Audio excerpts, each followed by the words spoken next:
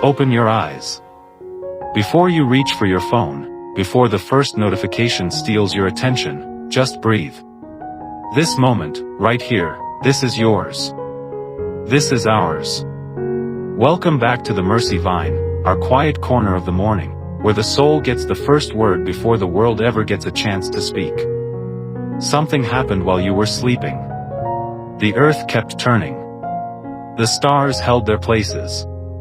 And a brand new day, one you did not earn, one you could not manufacture, was placed into your hands like a gift wrapped in silence. You didn't ask for it. You didn't pay for it. And yet, here it is. Breath number 1. Take it slow. Thank Him for that breath before you do anything else today.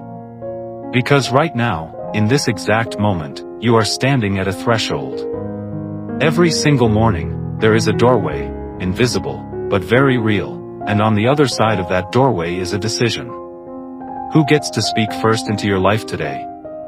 The phone? The headlines? The anxious voice replaying yesterday's mistakes? Or Him? Most of the world never even notices this doorway exists. They wake up already reaching, already scrolling, already absorbing 1,000 opinions and alarms and arguments before their feet have even touched the floor. And by the time they're out of bed, their hearts are already full of noise that was never theirs to carry in the first place. But not you. Not this morning. Not our family here. There was a man named David, a king, a warrior, a man who carried more weight on his shoulders than most of us will ever know, and he understood something ancient and beautiful about this threshold. He said that in the morning, the Lord would hear his voice. In the morning, he would lay his requests out, honestly, fully, and then, he would wait. Not rush. Not demand. Wait. Expectantly. Like a child who knows their father is listening. David didn't save his best moments for God at the end of an exhausted day. He didn't offer God the leftovers. He gave the Lord his first thoughts, his first words, his first breath of strength, before the world could get its hands on him. And that is what we're doing right now, together. So let's begin honestly. Not with polished words. Not with a performance. Just you, exactly as you are this morning, tired or hopeful, anxious or grateful, unsure or steady, bring all of it. God is not waiting for you to clean yourself up first. He already knows what's underneath. He wants it anyway. Lord, here I am. Thank you for this day. Thank you for my very first breath. I don't fully know what today holds, but you do. And before I pick up my phone, before I check a single message, before the noise of the world gets its first word, I'm giving you mine. Feel that? That's not weakness. That's alignment. That's a soul choosing, on purpose, who sits on the throne of this day. Because here's the truth our family needs this morning: whatever has first access to your mind will shape everything that follows. If fear speaks first, you'll walk through today flinching. If comparison speaks first, you'll walk through today measuring yourself against people who were never meant to be your measuring stick. But if He speaks first, if peace speaks first, if love speaks first, you walk differently. You walk like someone who already knows how the story ends. Many of you write to me each morning telling me how heavy your evenings have felt lately, how the worries pile up after the sun goes down and follow you straight into sleep. I hear you. And I want you to know something before we go any further this morning: whatever weight you carried into last night, it does not get to carry itself into today. Not unless you let it. So right now, take a slow breath in, and let it out slowly. Feel your shoulders drop. Feel the tension in your jaw release. This is sacred ground, right here in your bedroom, in your kitchen, in your car before the day begins. You don't need a cathedral. You don't need perfect words. You just need to show up, honestly, and let Him meet you exactly where you are. Now let's talk about honesty for a moment, because this is where so many of us get it wrong. We think prayer is supposed to sound like something formal, polished, rehearsed. We think we have to hide the doubt, mask the anger, bury the shame somewhere deep before we're allowed to approach him. But that's not relationship, that's performance. And he never asked for a performance. David didn't hide anything from God. He asked the Lord to give ear to his words, to consider his meditation, the stuff underneath the words, the stuff he could barely say out loud. The fear he hadn't named yet. The frustration he hadn't processed yet. The confusion that didn't have clean sentences attached to it. David brought it all. Unfiltered. Unpolished. Real. And so can you. Maybe this morning you're carrying something you haven't told anyone. Maybe there's a knot in your stomach about a conversation you have to have today, a decision you don't know how to make, a diagnosis, a bill, a relationship that feels like it's cracking at the edges. You don't have to fix your face for God. You don't have to arrange your words into something acceptable. Just bring it. All of it. He is not intimidated by your mess. Lord, here's what I haven't said out loud yet. Let that sentence sit for a moment. Let it breathe. He already knows what comes next. He's just waiting for you to stop pretending you're fine when you're not. This is what it means to silence the noise. Not just the phone notifications, not just the news alerts, but the internal noise too. The noise of pretending. The noise of performing wellness you don't actually feel. When you get quiet enough, honest enough, still enough, his voice becomes the loudest thing in the room. Not because he shouts. He never shouts. But because you finally stopped shouting over him.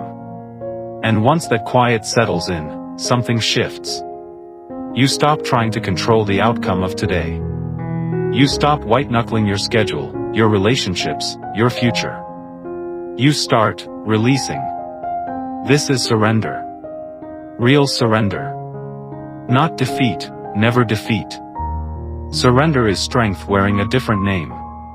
It's the strongest thing a human being can do, to say, I cannot carry this alone, and I was never meant to. So right now, in your mind, take today's to-do list, every task, every meeting, every phone call you're dreading, and hand it over. Not because you're lazy. Not because you don't care. But because you were never designed to run this day on your own strength. Lord, I surrender this to-do list to you. The parts I'm excited about, and the parts I'm dreading. The conversation I don't want to have. The deadline that feels too tight. The uncertainty about tomorrow. I lay it in your hands, because your hands are steadier than mine. Feel that weight lift, even just slightly? That's not imagination. That's what happens when a soul stops gripping so tightly. Here's something our family needs to hear this morning. You don't have to have it all figured out before you ask for help. Wisdom isn't something you earn through years of struggle. Scripture tells us clearly, if anyone lacks wisdom, they can simply ask, and it will be given generously. Not grudgingly. Not with conditions. Generously. So whatever decision is sitting heavy on you today, that job offer, that relationship boundary, that hard conversation with Samian. You love, you don't have to white-knuckle your way through it alone. Ask. Simply ask. And then, watch how clarity begins to arrive, sometimes in the quietest, most unexpected ways. This is what it means to walk with a listening heart. The world talks constantly. It rarely listens. But you, this morning, you are choosing to listen first. Now let's talk about protection, because today, you are not walking out into the world unguarded. There's a picture David gives us, vivid, almost uncomfortable in its honesty. He talks about the voices around him, the danger in careless words, describing them as open graves and deceiving tongues. Strong language. But David wasn't being dramatic for effect, he was being accurate. Because words, spoken over you, spoken about you, even the words you speak to yourself, carry real weight. They can bury you, or they can build you. So this morning, before you walk out that door, I want you to picture something with me. Picture the Lord Himself, standing at the entrance of your day, like a gatekeeper who does not sleep.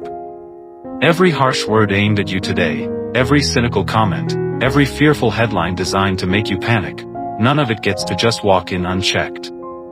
You have a filter now. You have discernment. And discernment is a gift you're allowed to use. Not everything that sounds true is true. Not everything that feels urgent is actually important. Some voices will come dressed as concern but carry poison underneath. Some voices will sound like wisdom but are really just fear wearing a disguise. This morning, ask for the kind of clarity that can tell the difference. Lord, guard the gate of my mind today. Let only what is true, what is good, what strengthens me, let only that take root. And whatever tries to sneak in disguised as truth, give me the discernment to recognize it and release it before it settles in. This protection isn't passive, though. It's not just about what you let in, it's about what you let out too. Your words today, at your job, in your home, in your car when someone cuts you off, in that group chat that always finds a way to turn negative, your words carry the same power David was talking about. They can wound, or they can heal. There is no neutral option. So when frustration rises today, and it will, because that's just being human, pause before you respond. Let grace catch the words before they leave your mouth. Not because you're pretending to be unbothered, but because you've decided, ahead of time, this morning, that you will not hand your peace over to someone else's bad moment. If this morning is speaking to you, if something in your chest is settling even a little, would you do something small for me? Just tap that subscribe button, right where you are. Not for me, for you, honestly. So tomorrow morning, when you need this quiet space again, it's already waiting for you. Our family here keeps growing, one honest morning at a time, and I'm so grateful you're part of it. Now, back to protection, because there's one more layer to this. Beyond guarding your words, guard your gaze. What you watch, what you scroll, what you allow your eyes to settle on for extended periods, it seeps in slowly, quietly, the way water wears down stone. Not all at once. Just, a little at a time, until one day you realize your heart has been shaped by things you never meant to let in. This is why the morning threshold matters so much. Whatever gets first access to your attention sets the tone for what gets access the rest of the day. You already chose well this morning. You chose this quiet space. You chose Him first. Let that decision echo through the rest of your day. And in a moment, I want to tell you about the one place where the enemy's tactics completely fall apart, where every deceiving voice loses its power instantly. Stay with me. That place is the mind renewed by truth. Today isn't going to happen out there, in the world. It's going to happen right here, in your thoughts. That's the real battlefield. Worry replaying scenarios that haven't happened yet. Comparison quietly whispering that everyone else's life looks better than yours. Old shame resurfacing at the worst possible moments. This is where the fight actually takes place. So this morning, before the noise of the day drowns it out, let's do something brave. Let's ask for a light to be shined into the corners of our own hearts. Not to condemn you, never that, but to free you. Lord, search me. Show me anywhere I'm holding on to pride I don't need. Show me any grudge I've been quietly nursing, any unforgiveness I've let calcify into bitterness. I don't want to carry it another day. Set me free from it, today. That's not a comfortable prayer. It's not supposed to be. But it's honest, and honest is what changes things. Here's what I want you to remember the next time an anxious thought tries to spiral out of control today. You don't have to follow it wherever it wants to take you. You can catch it. Right there, mid-thought. You can say, out loud if you need to, that thought does not get to finish. And you replace it. Not with denial, with truth. When comparison whispers that you're behind, that everyone else has it figured out, that your life looks smaller next to someone else's highlight reel, remember, you were never meant to live someone else's story. You have a path carved out specifically for you, with your name written into it. Comparison only works if you forget that. And when condemnation shows up, that quiet voice telling you that you're not enough, that you've messed up too many times, that you don't deserve a fresh start, I need you to hear this clearly, our family, that voice is not him. God is not sitting in heaven searching for reasons to be disappointed in you. He is not a harsh judge, waiting to catch you failing. He is a father, righteous, yes, and he hates what harms his children, but he runs toward you, not away from you. And every bit of access you have to him this morning, it's not because you earned it. It's because of what Jesus already did. Fully. Completely. Finished. You are not approaching him on your own merit today. You never were. You're approaching him wrapped in grace that was purchased at a price you could never pay yourself. Let that settle in your chest for a second. You didn't earn this morning. You didn't earn this peace. It was given. So walk into today with that kind of strength, not the tense, forced, gritted teeth kind of strength, but the settled, rooted, unshakable kind. The kind that doesn't come from having every answer, but from knowing who holds the answers. Even the ordinary parts of your day today, the meetings, the emails, the dishes, the errands, the moments nobody applauds, every single one of them can become something sacred. Not because the task changes, but because your heart behind it does. When you do even the smallest thing with excellence and gratitude, you turn an ordinary Tuesday into an act of worship. And that's where real peace lives. Not in perfect circumstances. Not in an empty inbox or a smooth commute. It lives underneath the circumstances, steady, quiet, unmoved, even when today gets hard. Especially when today gets hard. So as we come to the close of this morning together, I want you to picture one more thing with me. Picture yourself walking through today, not gripping, not white-knuckling, not bracing for impact, but walking with your hand resting in his. Whatever this day holds, a hard conversation, an unexpected obstacle, a quiet ordinary Tuesday, or a mountain that feels too big to climb, you are not walking through it alone. You never were. There will be moments today that try to steal your peace. A comment that stings. A delay that frustrates you. A worry that creeps back in around 3 in the afternoon when you least expect it. When that happens, come back to this moment. Remember this threshold. Remember that you already chose, this morning, who gets the first word in your life. Let him have the last word too. Lord, thank you for this day. Thank you for meeting me here, honestly, exactly as I am. I release my worries about what's ahead. I release the outcomes I can't control.